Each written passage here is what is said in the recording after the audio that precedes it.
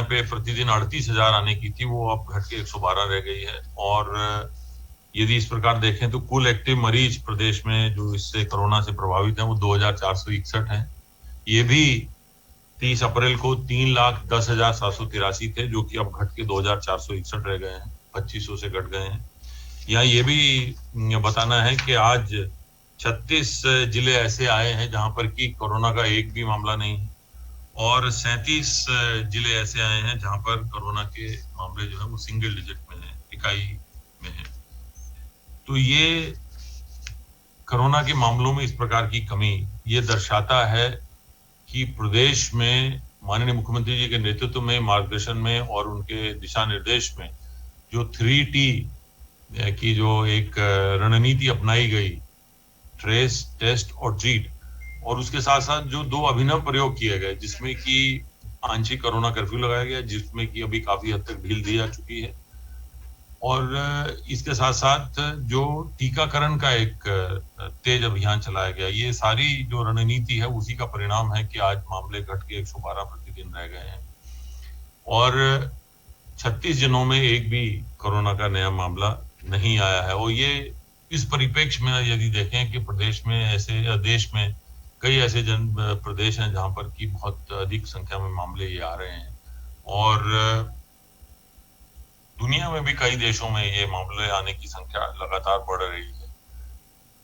मैं बताना चाहूंगा कि जो 3T है, ट्रेस में एक अभिनव प्रयोग जो देश में कहीं नहीं हुआ, उत्तर प्रदेश में हुआ कि निगरानी समितियों के माध्यम से पूरे प्रदेश में एक एक घर में जा जाकर संक्रमण के संबंध में, संक्रमण के लक्षणों के से जो है व्यक्तियों की तलाश की गई और उनको टेस्ट कराया गया। उनका टेस्ट कराकर उनको समुचित इलाज कराकर आइसोलेशन और क्वारंटीन में रखा गया, और फिर टेस्ट की संख्या लगातार बढ़ाई गई। जहां प्रदेश में एक भी टेस्ट होने की जो है क्षमता नहीं थी, वहां 3 लाख से अधिक भी टेस्ट हुए, और कल भी 2,44,203 टेस्ट हुए।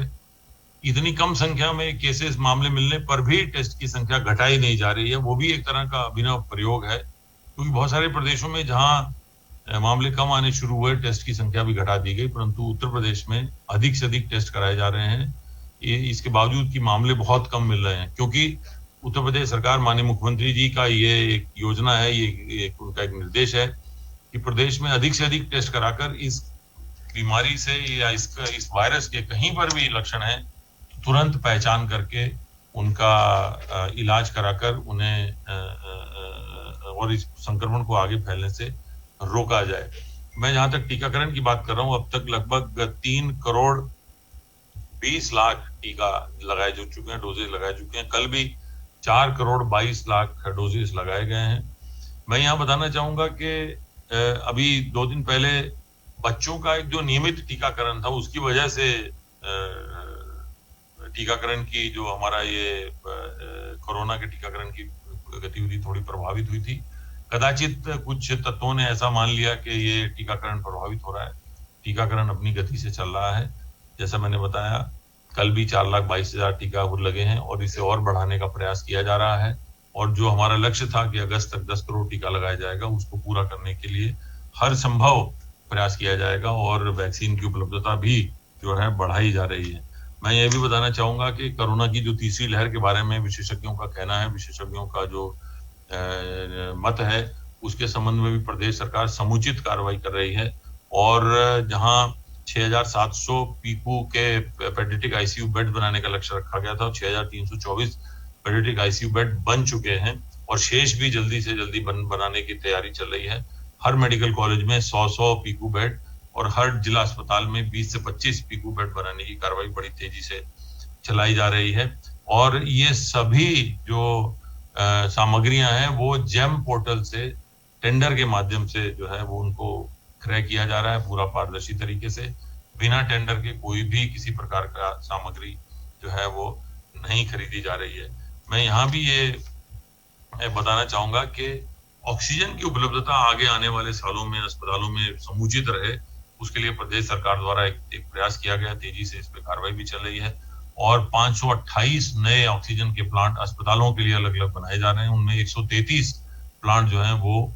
बन के तैयार होके चालू भी हो गए हैं, और ये प्रयास है कि 31 जुलाई तक अधिक से अधिक ऑक्सीजन प्लांट जो है ये चालू हो जाएं, ताकि ऐसी कोई भी स्थिति आए कि जब ऐसी कोरोना की कोई लहर आए तो प्रदेश में किसी भी अस्पताल में ऑक्सीजन के संबंध में कोई कमी ना हो, कोई किसी प्रकार की कठिनाई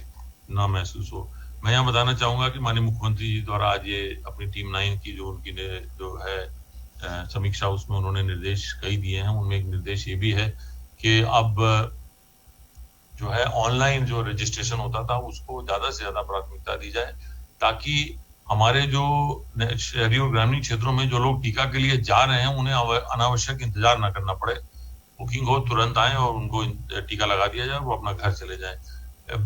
टीका केंद्रों पर अनावश्यक भीड़ लगने से भी जो है कोरोना प्रोटोकॉल का उल्लंघन होता है। इसलिए इसको प्रेरित किया जाए लोगों को, और गांव ग्रामीण क्षेत्रों में भी जो है कॉमन सर्विस सेंटर की सुविधा उपलब्ध कराई गई है। उसके साथ साथ जो हमारे आशा हैं, एएनएम हैं, उनको प्रेरित किया जाए कि वो अपनी अपने साथ सबको जो है एक समय के हिसाब से लेकर आए।